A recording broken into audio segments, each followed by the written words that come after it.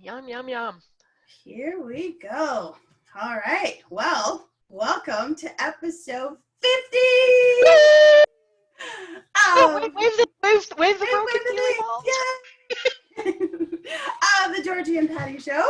I am Georgie. And Patty. And we are so excited. And actually, I'm a little bit amazed at how quickly 50 actually came. Yeah, that's the second time that's happened to me. This is my first. We're getting close to the second. But it's amazing how quick it shows up. Yeah. Here's to consistency. Oh, Here's to consistency. And cake and cupcakes. Cake and cookies. And cookies and crowns and flowers. I couldn't find my crown this morning, so I had to make myself a little thing. So, yeah, that happened. And thank you guys so much I think we have such a consistent group of people who have been here pretty much every show, all 50 of them. And that is incredible and amazing. And we are so grateful for that for sure. And it's kind of cool that our 50th episode lands on a Friday as we talk about kind of our weekend review. And, you know, I thought about this morning. Oh, are we going to do something special? No, we're going to do what we love. We're going to do what we always do. We're going to do our show, you know, which is so cool. So, yeah, I do have a quote of the day. Woohoo. Yeah, I should find it. Let's see. So, my quote of the day is, "Not everything that is faced can be changed, but nothing can be changed until it is faced." And that is by an author by the name of James Baldwin. And I thought that was really fitting especially for our Friday review kind of thing. And as we look about just reflection and taking action and those kinds of things, because I think until we're willing to actually look at things and face things, nothing can change. And I know with doing this sort of consistent review, because we talk about it every Friday, it definitely makes a difference to look at, what am I, which is part of my learning this week, you know, what are the things I'm actually looking at? What am I not looking at? Where am I? Do I like where I'm at? All of those kinds of things. So it's really awesome. So, Yes, indeed. I think I might wear this every show. By the way, just saying. I'm happy I found my magic wand. I'm definitely keeping the magic wand for every show. Awesome. So, yeah. I'm really I'm liking the crown. I'm liking the fact it hides my bald spot. Ooh, we got a mocha cake from Persian Bakery. What kind of cake? I'm enjoying the cake of chocolate chip cookie. I'm going to enjoy some of this chocolate. After getting all excited about cake, I wasn't feeling well yesterday and I never baked myself a cake. I almost had this morning I woke up and I see a text on my phone from my son that says that he sent last night. Are you going to eat that cupcake? I'm like, he ate my cupcake. I won't have my cupcake for today. I've been waiting for this cupcake for today. So I run downstairs at 5 in the morning. I'm like, oh, my cupcake's still there. Oh my God, don't eat my cupcake. It's very delicious, I have to say. This chocolate icing is so good. So good. I'll just have a little more though. Date and flax spread. Oh, there's a healthy version of... That sounds healthy. Healthy celebration. Yay! All right. Yeah, right? I know, you gotta protect this yummy deliciousness. Ah, yes. Have to protect my mocha cake as well from my husband and son. Yeah, it's true. It's true. It is absolutely true. Are you running the slide deck today? I can if you'd like me to, or are you good? Up to you. What do you think? You know, you do a really good job at it. So. Okay, you just tell me when I change slides. Okay. Then I can remember.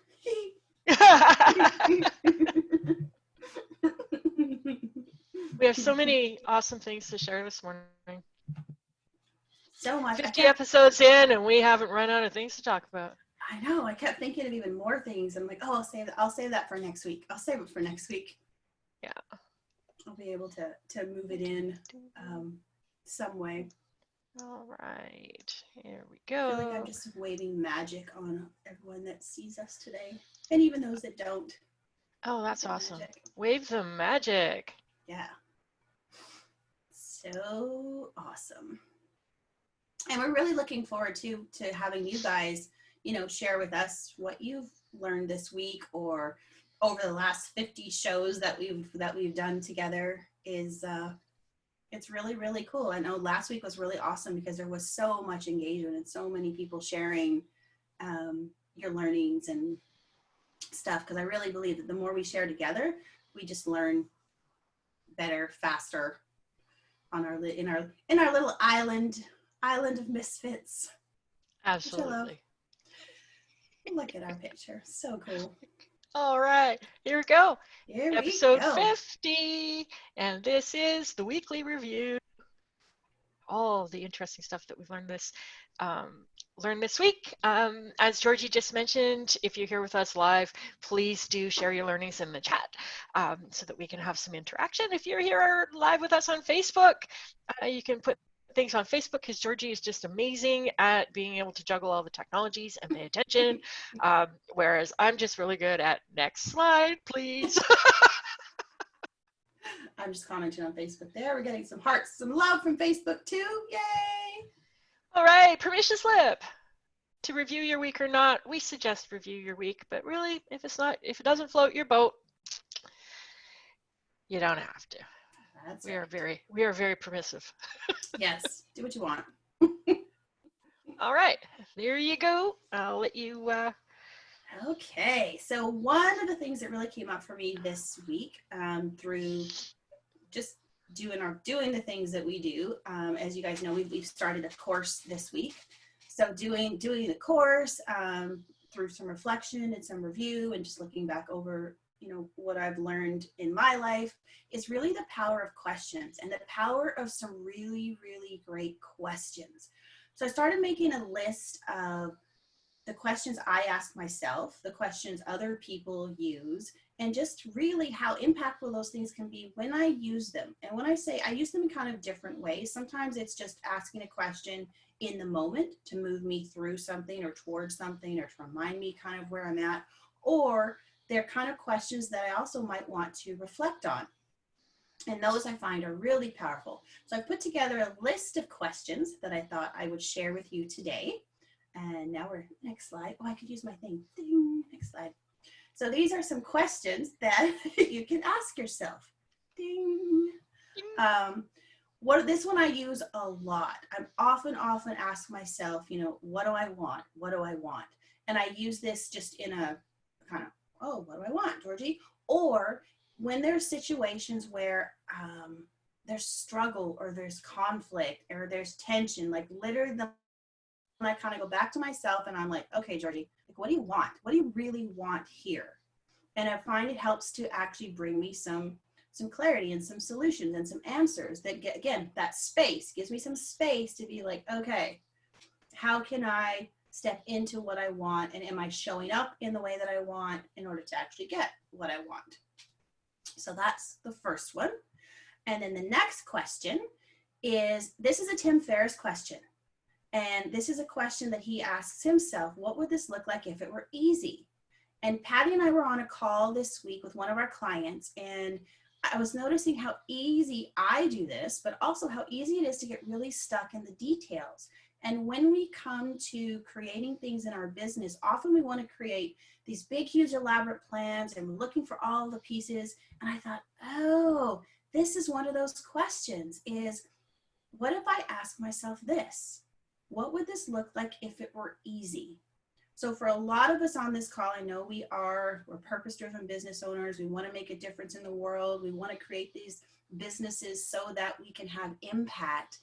And just imagine if you asked yourself, when you're starting to get stuck, when you're starting to get bogged down in details and you can't figure out how to do these things, what would this look like if it were easy?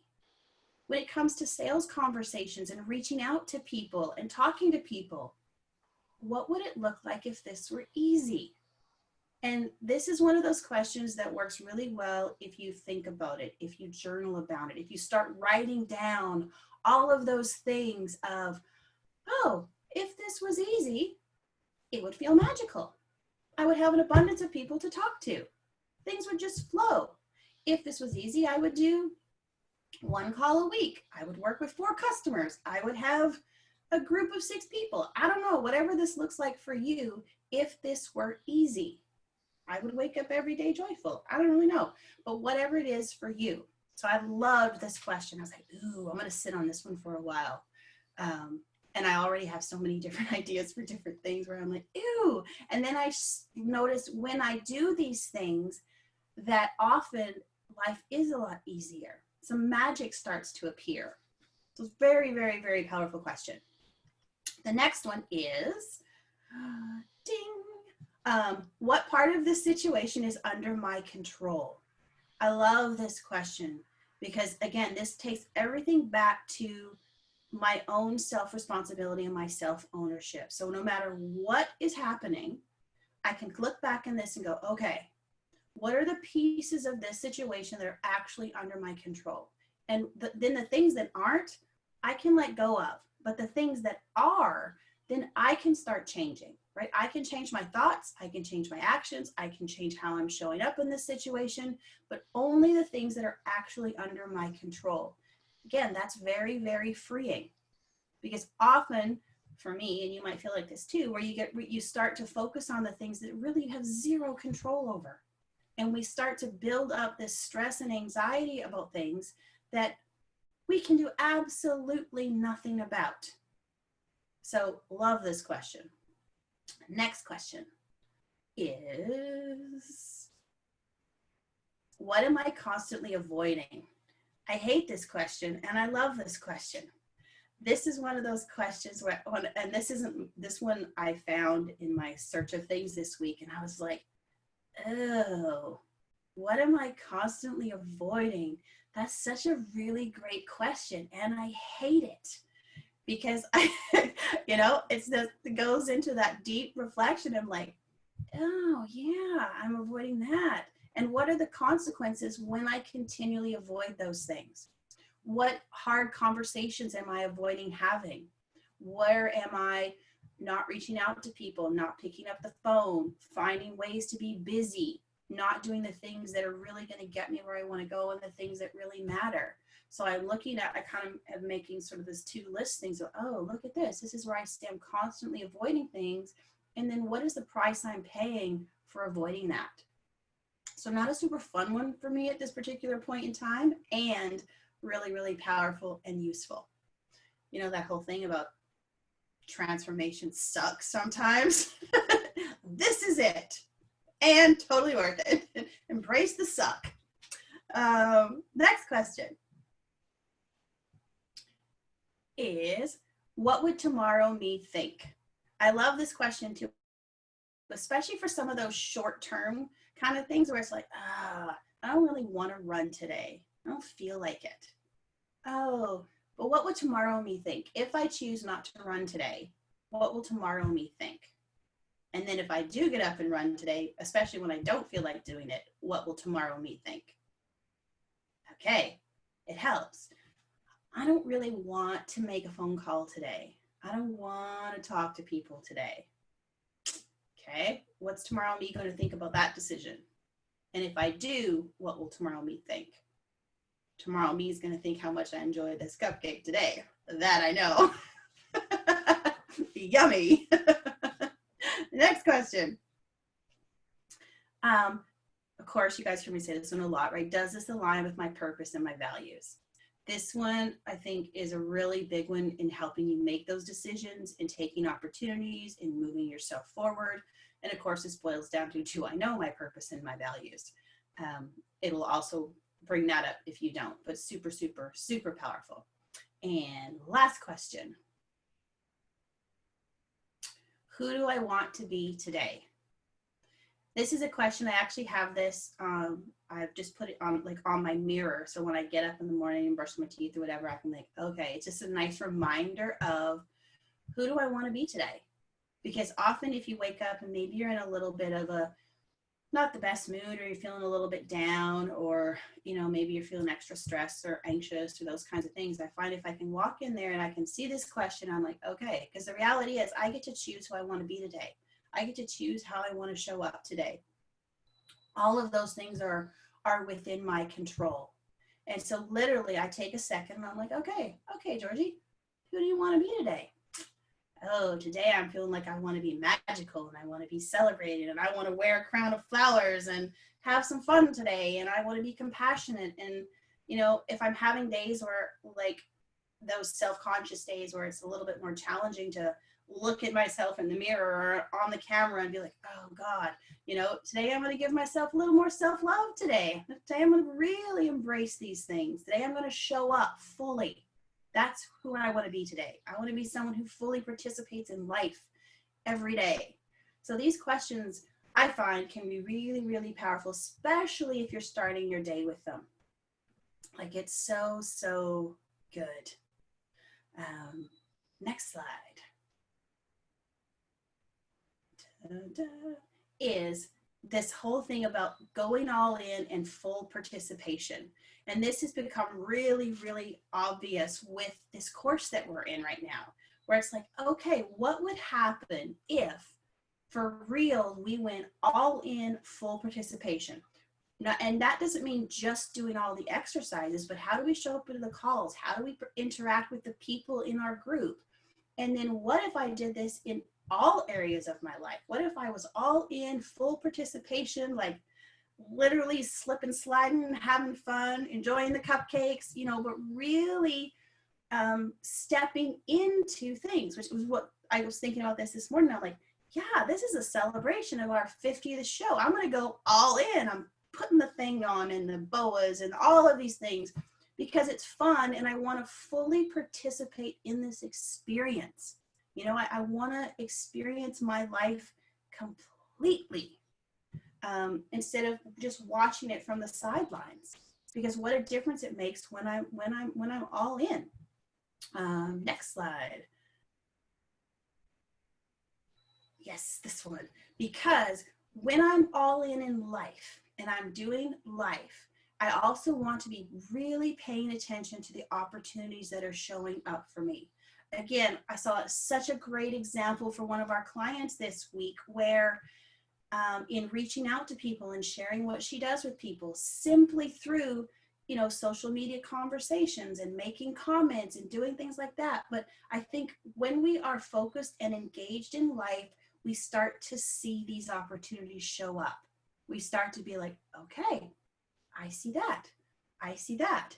And then even when we are on these calls, like with this course we're taking, I was on a webinar last night, I'm starting to pay attention to the words people are saying. Oh, what opportunity is here? What opportunity is showing up, not just for myself, but for my clients? And this only happens when I'm fully present and I'm really fully engaged in life, when I'm really ready to go all in. Like you'll start to notice things a little bit differently and more things that you might not have seen before. Next slide. This is being able to, a lot of us do courses, programs, workshops, those kinds of things. I know I've done them a lot, and I've never been as fully engaged and participatory as we are in this one right now. And I'm looking at it from all different angles, like participating to learn. Yes. Do the homework, do the exercises, those pieces that I've done before. But really looking at it from the whole picture. We're actually going to, and there's like 700 or 1,100 people in this course because it's virtual, right? It's like, I bet you there are potential clients in here. There are potential people we can partner with. There are people in here who might know our future clients. So how can I really participate and really be engaged in this to reach out, to connect, to see what other people are doing, you know, so not just from the perspective of learning, but really, really interacting, very much paying attention to the questions other people are asking, what's going on in the chat, am I showing up for these happy hour things that they have. So I really encourage you, when you are in these kinds of things, to really go all in, like really, really, really, and look at it from different angles. You know, how can I support these people? How can I really get to know them? How can I be curious? How can I build real relationships with people? And really, really use this as an opportunity, which then I'm thinking about, often we get, I think I have a feather in my throat. Sorry about that. But if you're one of those people that's like, I don't really have a network, I don't really know a lot of people, this can be a really great way to start to build your network in a way that you're already there. It's part of your life. Here you are doing life, learning something, being in a workshop or a place that you want to be. You can actually start to build and grow your network. And I think sometimes we don't put these pieces together. We're like, oh yeah, but I have to go out and do something different. Well, no, you're here. There's probably, you know, in a lot of this online stuff we're doing right now, there might be 10 people, 50 people, 100 people, 500 people. There's a group of people you can reach out to. You may even still be in groups from courses you've taken in the past. Great opportunity to reach out and build and grow your network.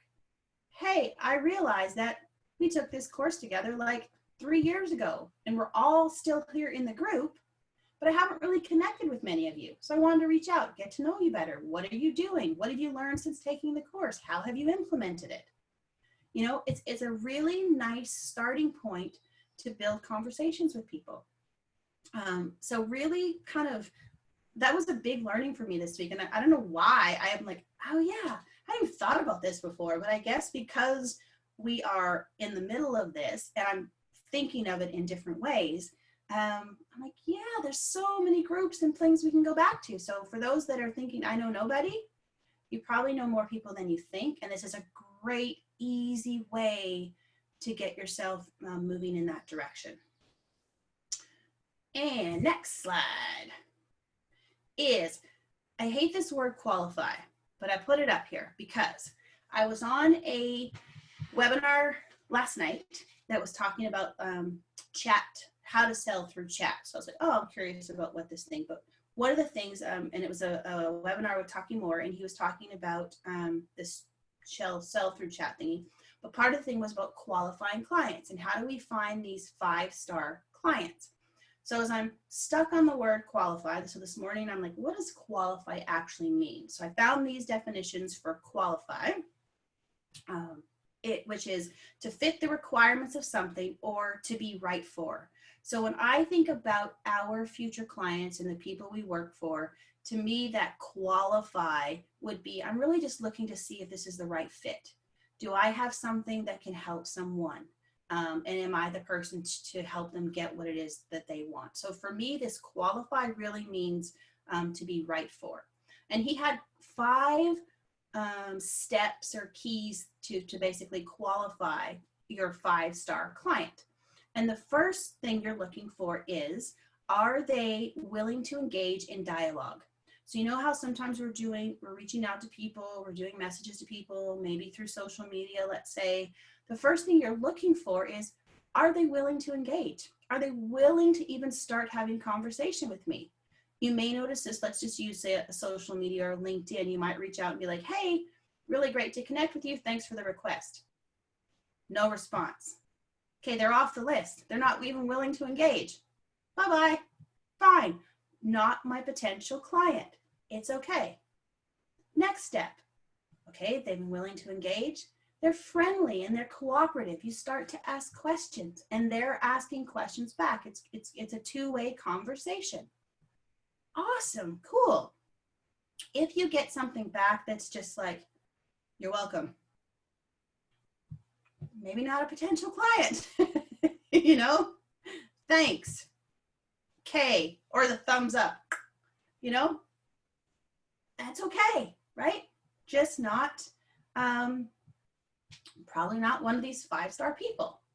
Next step is that these people, they know what they want, right? I'm giving a presentation next week and I want it to be really amazing. I want more clients. I want to know how to have a sales conversation. I want to lose 20 pounds. I want to get healthy. I want to run a marathon. I want to write great copy for my website. These people, they know exactly what they're looking for. Or they're like, they are certain, I know I want something different. I am not happy with where I'm at. I know there's a problem and I want to do something about that. Great, we're moving along just awesomely. The next thing is they know when they want it. I'm doing a presentation next week and I want it to be amazing. I want clients now. How do I do that? I want them right now. I am on this journey to run a marathon next year. I want to know how to get myself fit and trained and ready to do that. So they know when they want it. They're really clear about that. And then the last thing is they actually want help with it. I want someone to help me. Help me get clients. Tell me how I can speak better, how I can make my presentation better. How do I create great copy for my website? I need somebody to help me with this. I want a trainer who's going to get me in the best shape possible so that I can run this marathon. When we have all of these pieces in place, it's like, okay, I happen to have this assessment that can probably give you some ideas of where you're stuck and what you can do to move you forward. So when you're having conversations with people, start to look for these things or ask questions to draw them out, especially that know what they want, when do they want it, would you like some help? You can actually even ask people that, when they've told you, yeah, I've got this presentation next week. I'd really like to do a really amazing job with it. Would you like some help with that? Oh yeah, that'd be great. You know what? I do have this free assessment that might help you see where some of the things you could do to make this presentation better. I'd be happy to run through that with you if you'd like, and that is the work that I do with my clients.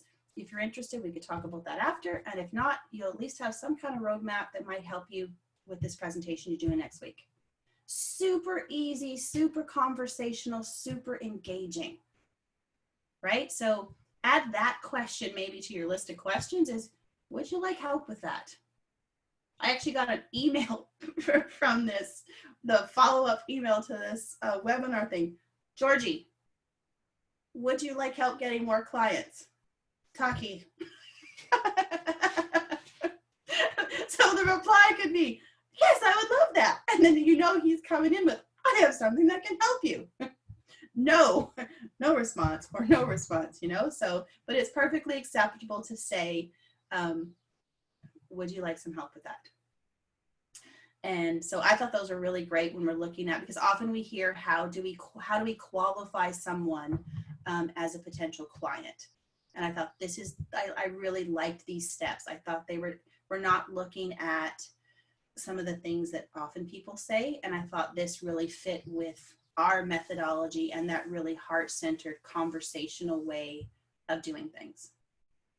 And then the next slide, which is a permission slip that I really wanted to give you guys permission, if you need it, to really, really go for your dreams. Go for that business that you want. Go for, whatever the things are that you really want in your life, if you need a permission slip, you now have a permission slip to go for your dreams. Like, I'm seeing things show up so much right now that have been part of the things if I look kind of back through the span of my life, I'm like, oh, I've always wanted to do like a podcast or like a show or something like, and here we are, episode 50.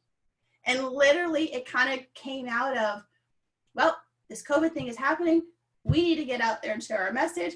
We don't even really know what this is going to look like or how we're going to do it. We're going to commit for a week. We're committing for 5 shows, and here we are, episode 50, which is just incredibly amazing. Like, I look at this and I'm like, oh my gosh, this has like been on the list for so long. And here it is. I look at this Nepal thing and wanting to take people to Nepal and help them reach their potential and step into being leaders and those kinds of things. We have a trip booked to Nepal for November when planes aren't even flying, and we have 4 of the spots booked. Like, this is literally like, you want to talk like dream. I'm like, oh my gosh, you know? And I'm like, we get to help people every day build businesses that make a difference in the world. Like, this has been a passion, a dream for so long, for really wanting to help people do great things in the world, for really helping people. What is that thing that you have that you can share with the world to give you the income to support the life you really, really, really want? And we get to do this like every day, like so awesome. We get to show up with funny wandy things and flower crowns and boas and cake and cookies. And how does life really get any better than this? It's really, really awesome. So if you needed a permission slip, consider yourself having one. So just please go for your dreams, because we are not guaranteed anything past right now. So do it now, and just keep moving. And I think it's that consistency, that daily action, and it can totally happen. So that's my learnings for the week. Awesome. Now I'll just have some more. So good. So good. So good.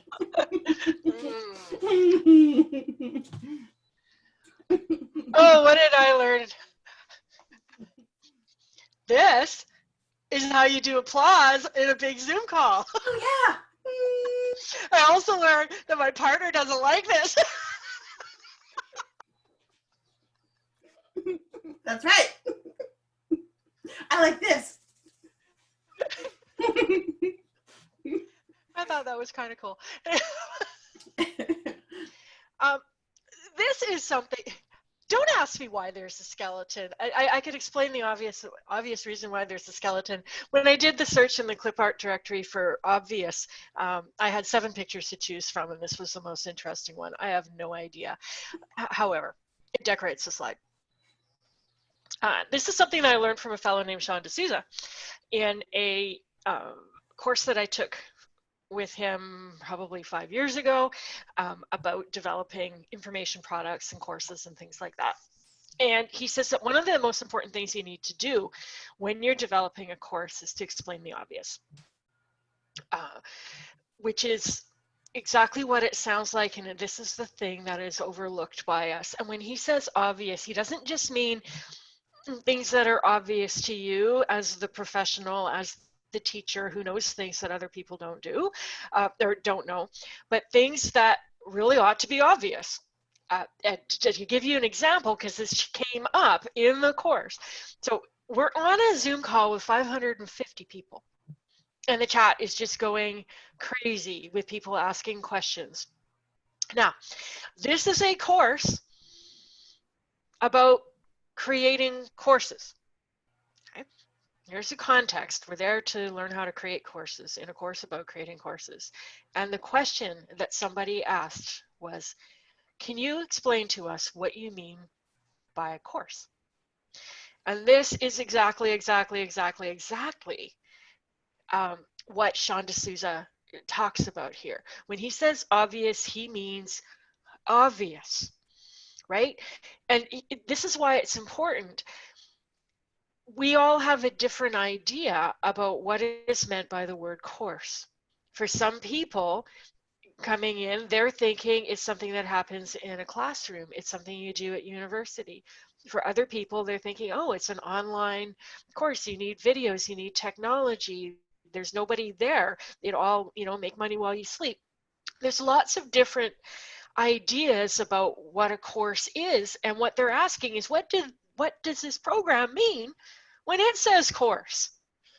Which came back with a really good description of, like, first of all, it can be whatever it is that you want it to mean, and most of the people going through the program put together something that they deliver live virtually over Zoom in about 6 modules, right? So that immediately kind of gave some structure and kind of explained, you know, what we're doing. Yes, there's flexibility, but here's a place to start. Um, and of course, this, you know, bounced back on me and on Georgie, because I remember a very specific conversation that we had with a client a few months ago about sales conversations. And the person we were talking to says, I don't do sales conversations and nobody I know does sales conversations. And we're like, okay. And then we're asking questions. It's like, okay, so what do you do when you have somebody who's interested uh, in potentially buying from you? She says, oh, well, I'll have a regular conversation with them. Okay, what do you talk about in that regular conversation? Well, I talk about um, what my course does, like what my program does and how much it costs and whether or not they'd be interested in buying it. And we're like, okay, that conversation you just described, that's the thing that Georgie and I refer to as a sales conversation, right? But this is a this place of what do you mean, you know, explaining the obvious. Long ago, you know, long ago, I don't know, 7 years ago, something like that, I had somebody in one of my classes come up to me and say, Patty, you know what? I don't think the people in the room know what marketing is.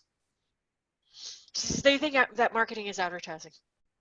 And of course, I'm not talking about marketing as advertising. I'm talking about marketing as everything you do to attract the attention of somebody who is going to buy from you, right up, including the sales conversation until they buy. I lump all of that into marketing because we're solo entrepreneurs, we're self-employed, we're just a company of one. We're not dividing functions into this is sales and this is marketing. However, that's my definition. That's how I'm looking at it. It's not necessarily how other people see it unless I make it really clear. Uh, so sometimes, like when we talk about communication and having some clear communication, it comes down to this stuff. And think about this for just a second.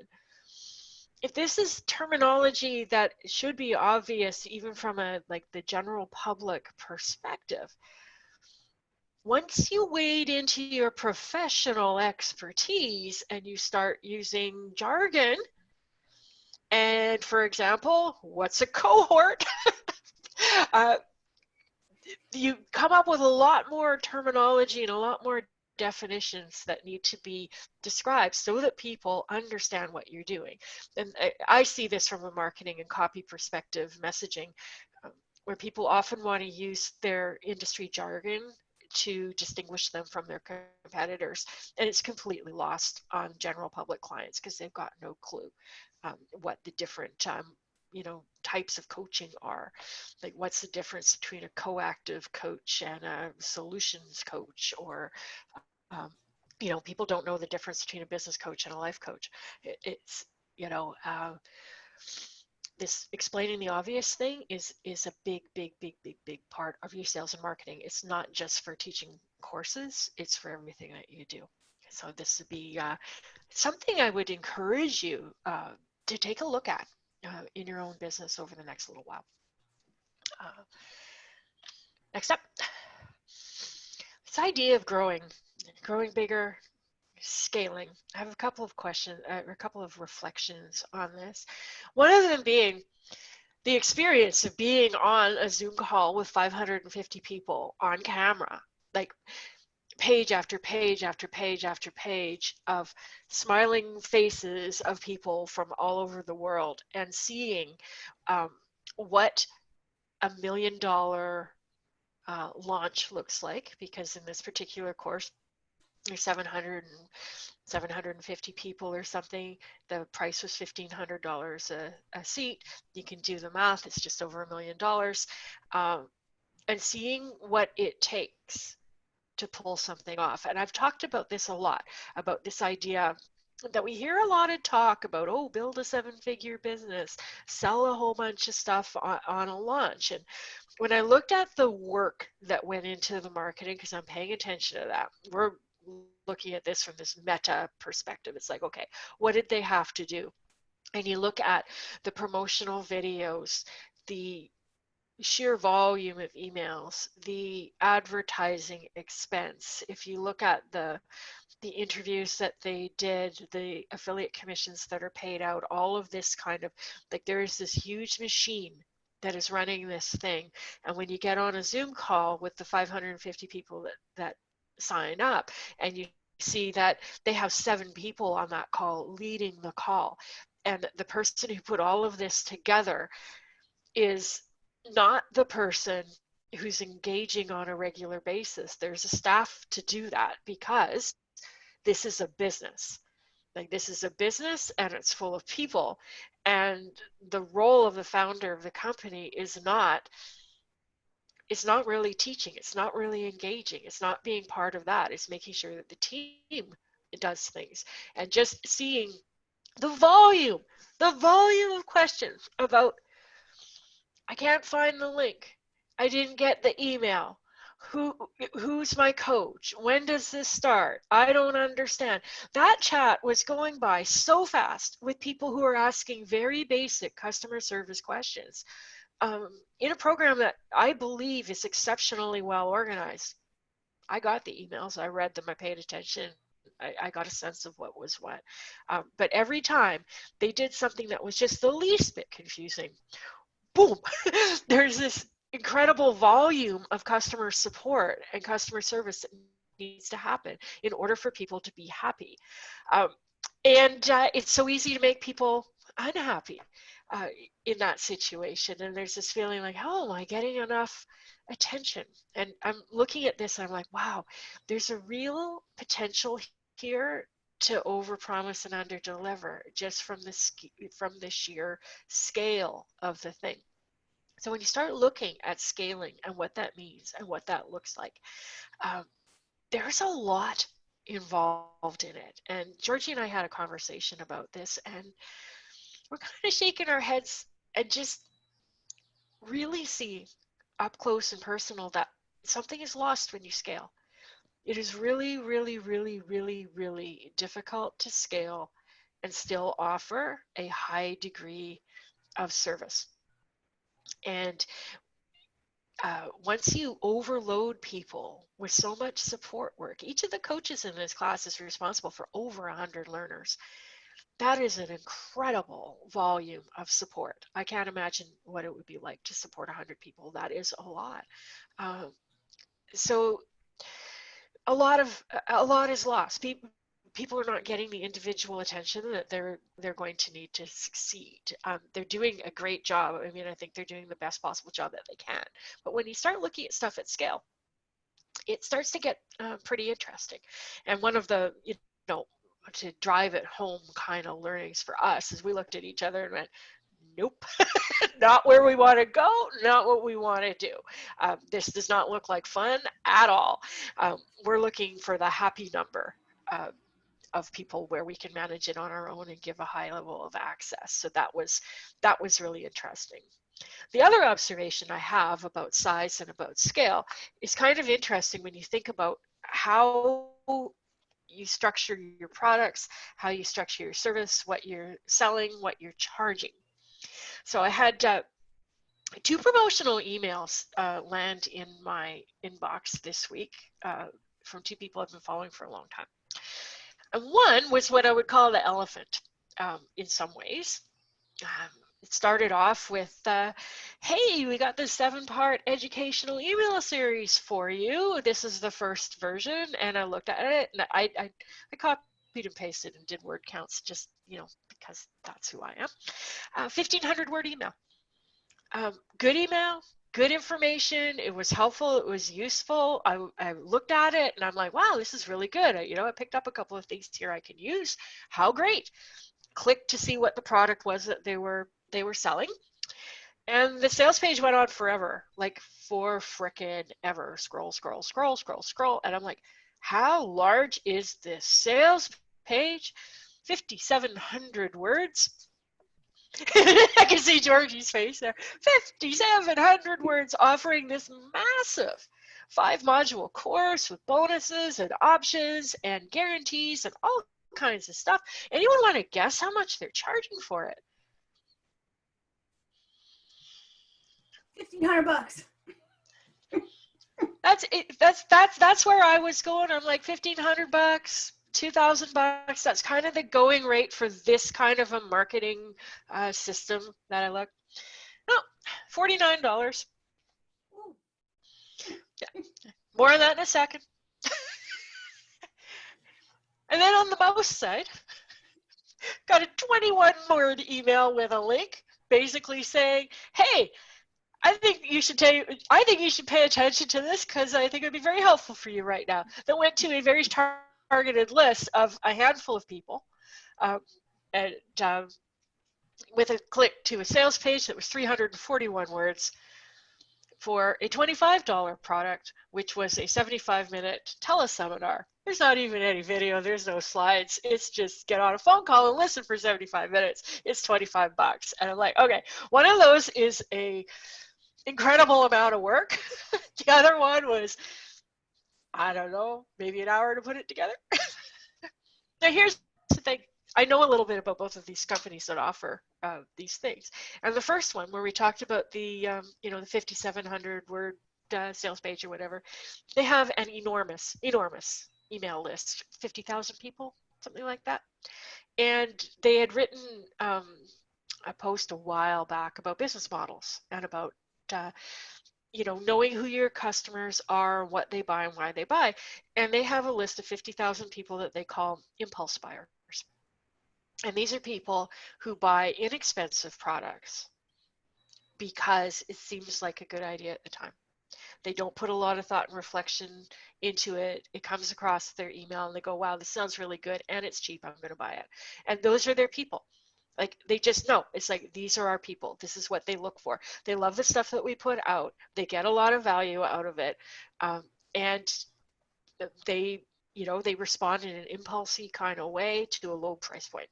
And they had experimented over years and years and years with pricing and products. They were selling the $2,000 stuff. They sold $300 stuff. And they're like, yep, the $100 and under is what our people buy. So they put in the whole kind of big launch kind of approach to it to sell stuff for super cheap. But there's practically no customer service involved here. It's downloaded, it's recorded, you can buy it at any time after the launch. It goes into the store, and they'll have like probably a bulletproof kind of a system that allows you to buy it and get the link for the download. It's just super simple. They're not offering any support. And then the other fellow is just more of a human scale kind of a business, and it's very, very interesting when you look at that. There's so much variety of what you can do, and it all goes back to the question that Georgie asked at the beginning of the slide deck. It's like, what do you want? And about figuring out what that looks like for you, and really taking a look at it and figuring out what the many ways are that you can actually get there. So that is my reflections for the week, Georgie's reflections for the week. If you have something you'd like to share with us, we would love to hear it. Absolutely. Let us see. Oh, $10,000 was a guest on the program. Yeah. Seems like that, right? And that's part of the strategy there, is to make it seem like it's worth $10,000 and go, holy crap, I can get that for $49. And that's the impulse buy. Yeah, I take it so much work. I'm like, oh, that's a lot of work. It's a ton of work, right? But the person who started this site once said that she wrote 1 million words a year. Wow. Because it's her thing to write, and she's a good writer. And it's just like, that's how she built that list up. And she just generates 1 million words a year. Ghostwriting on the side when she's not creating her own stuff, right? And it's just like, like knowing your market, knowing what they want, doing the experimentation, figuring it out, going, um, you know, Wow. It's just, amazing. it is, isn't it? That's a lot of words. We have some learnings in the chat. I learned how many things I, my husband, and son can do as without worrying about our safety, particularly at the hands of those meant to serve and protect us. I got a lot done for client trainings next week, but learning was personal this week. Nice. In terms of learnings from the past 50 episodes of the Georgie and Patty Show, too many to list. For me, learning the 3 C's of sales conversations was most impactful. Awesome. Sometimes it's those personal learnings that really have a deep impact. That's for sure. I've been reaching out to people I've met at courses, networking events, made lots of connections from people I met at Amazing Alchemy Lab a few weeks ago. Awesome. So good. So good, right? It's doing the things that life when we're doing life. So good. I have learned that having to go back to my old job has really lit a fire under me to get the business going fast. Yeah. Nothing like going back to something that you're not super excited about. It's like, okay. Taste your words before spit them out. I remember this. It's awesome. Here's one. Why did you pick your particular course creation course out of lots of others with fewer students? Many, many reasons. One is kind of like that meta thing. It's like, okay, how are they doing this? How are they pulling this off, and what can we learn from them?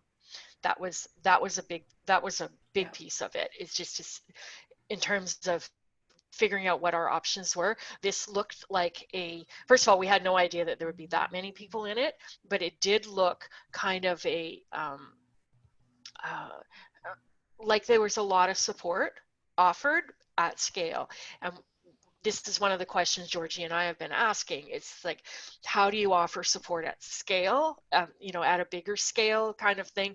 Because there's this balance for how much you charge and how much you can deliver. Like, where is that sweet spot where we can keep the price that we charge to people something that's realistic and affordable for people who are just starting out, because a lot of our people are in their level 1 kind of business, and we don't want to be those people who charge a lot of money for people who are just starting out. So we're looking for where is that sweet spot. So part of it was looking at that, and part of it was just pure timing and very good messaging. And I think I'm going to talk about this next Wednesday, about messaging and how important it is that their messaging was absolutely bang on. And one of the emails that I got just basically covered everything that Georgie and I were busy putting our heads together to plan, and was just like, okay, they've got this figured out. They've got the plan figured out. They've got the methodology figured out about how to launch a pilot course, how to learn from it, how to turn that into another course. And it's just like the timing and the message were just perfect. And I'm just like, okay, this is what I need. It wasn't a squirrel distraction. It was very much a case of the right offer to the right point in time. And it's like, if you could get the right message in front of the right people at the right time, boom. Yeah. So it's not that we didn't compare it to anything else. And this is the other piece. We often worry way too much about people making mindful comparisons to other options. They very rarely do. It's exactly a matter of right message in front of the right people at the right time. So that's it was just like, okay, this looks good. The timing works. Yeah, and I think the other piece of it too was, like, for me, like, I resonated with what he was saying at the human level. I'm like, I like those values. They align with who I am. Okay, I'm willing to go there. And then also the affiliate link that we ended up signing up through, love that dude. I'm like, that, I trust him. Yeah. I have a high level of trust there. He shows up in the way I want to show up in his business. I believe him and I trust him. So going. Yeah. And that's another important lesson to learn too. And that cuts two ways, right? Like, because I'm absolutely with Georgie right there. It's like, okay, this guy speaks highly of him. Awesome. That's good. And I'm attaching trust to this course because of the referral. Now, here's the other thing. If this course turns out to be terrible, that's going to be negative blowback to the guy that was the affiliate. So if you're looking at doing this kind of joint venture affiliate kind of marketing, pay some close attention to what you're sharing. There's a lot of people who do this in a very promiscuous kind of fashion, and I'd be careful of that because you're lending um, your reputation to the person that you're promoting, because this is exactly what's happening. It's kind of like, hey, Tad recommends this course, we're in. Yeah, exactly. Here's a learning. Getting it done is better than being perfect. Thing encouraged me to start something I have postponed for a long time. Thank you very much. Awesome. Awesome. Yay! Yay. Woo! Yeah, you can do spirit fingers. I'm gonna bring my little wand to these calls from now on. I'm gonna wave my wand instead of spirit fingers. Yeah. Thanks so much for all the insightful insights. Hang on a second. I've got to move up a little bit because I lost it. Go back to me. Thanks so much for all the insightful insights you're sharing regarding all the different approaches and options out there relative to marketing and methods of offering programs and pricing. For someone who is starting out for the first time to run my own business, it can be overwhelming observing all the things out there. You've helped me see more clearly through the fog. As far as what you both offer in your shows is incredibly valuable. It has helped me not feel isolated as I go through this process, and you touch on so many things that I can relate to as I'm struggling, which normalizes them and provides teachings at the same time. Awesome. Thank you so much for sharing that. So good. I've learned how stressed out I am related to being reached out to because of the work career transition I'm in the middle of and can't describe. My LinkedIn hasn't been updated partly because I don't know what I want to share about where I am with things, especially because LinkedIn was my world and contains my former coworkers and connections. I had to leave a career and workplace I love due to a chronic illness, so LinkedIn is very emotional for me. Yet I keep bumping into that being the place where a lot of awesome new people want to connect with me. So many learnings in that for sure. For sure. Yeah, so many places. And not a uncommon place to be. That like want just kind of want to say that you're not alone in that. That's not the first time we've heard something along these lines about the discomfort in change, and Mm-hmm. when do you share information, and the former connections, and what does that look like, and how do you kind of segue into something new, and like there's a lot attached to this kind of stuff. I mean, I've been through that in a bit myself. Um, and yeah, there's a real discomfort in announcing a change to the world. I think is a big piece of it. At least that's what Yeah. kind of touched in me when you said that. It's just, it feels like it feels really um, really big. Like it's bigger to you inside. Like this is my reflection too. It's bigger to you inside than it is to the people watching it, but it sure doesn't feel that way. So true. It's so true. And it is a place that can feel really challenging because it's, especially if you're stepping into something different and it's like, oh, these people know me as this. And now I want to show up like this. And how do I make that transition? And I think also it is coming from that place of once you'll know, and giving yourself permission to take the time that it takes for you to get solid in who you are and where you're at. And that can be a process. And I don't think anyone can tell you the time limit of that process. You will know as you're moving through it, and you will know okay, when am I now procrastinating and being afraid, or when am I, you know what, I'm really just not ready yet because there's things I still need to process as I move through this. And so I would just really encourage you to trust yourself on this one, you know, and if you need help, for sure, reach out, of course. And really just be gentle, because it's often not an easy transition to make. And there can be a lot of kind of scary, unsettling feelings in there. You know, too, there's also, I know this is something that I'm sensitive to because I'm a slow moving person.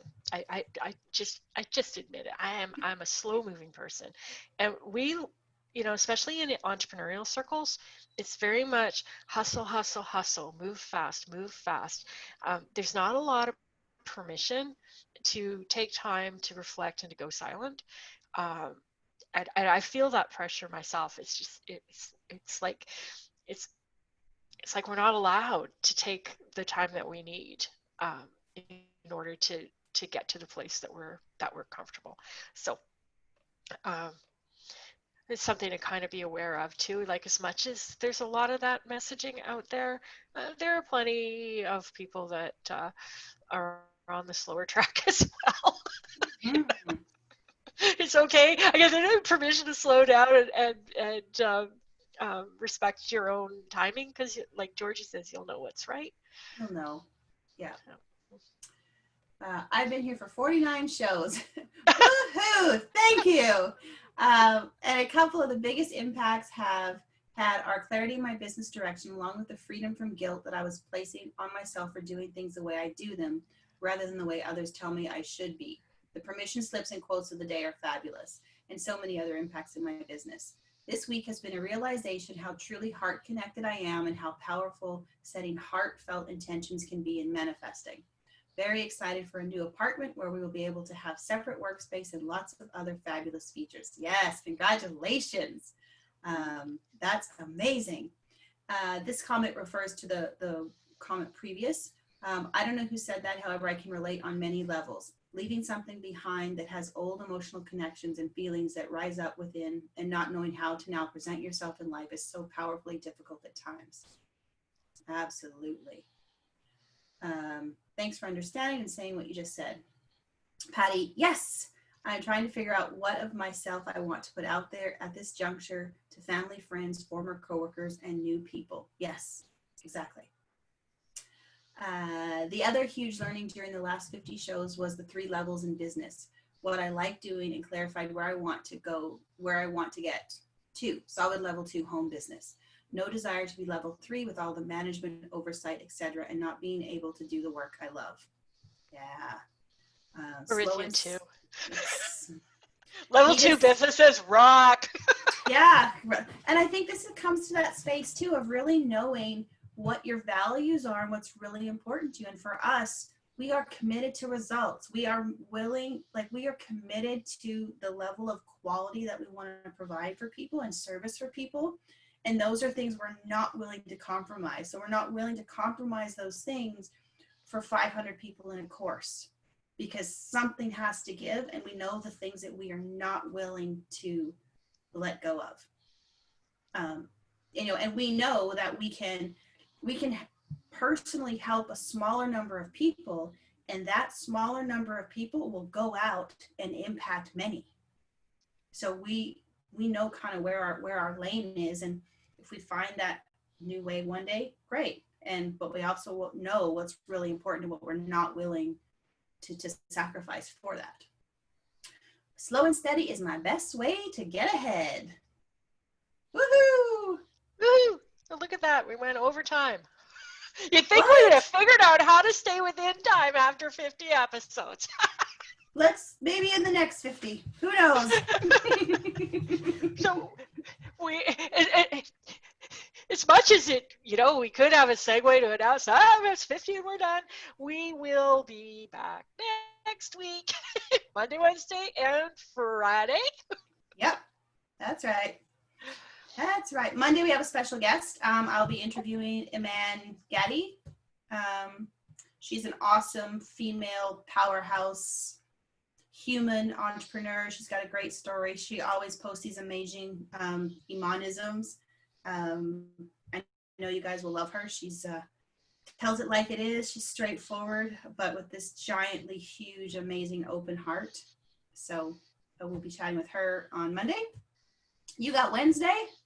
Yeah, Wednesday, I'm going to talk about words. I'm going to talk about messaging and kind of teachy stuff on Wednesday. It's been on my mind recently, just recognizing how important that is. So that is Wednesday, and then we'll have our Friday review.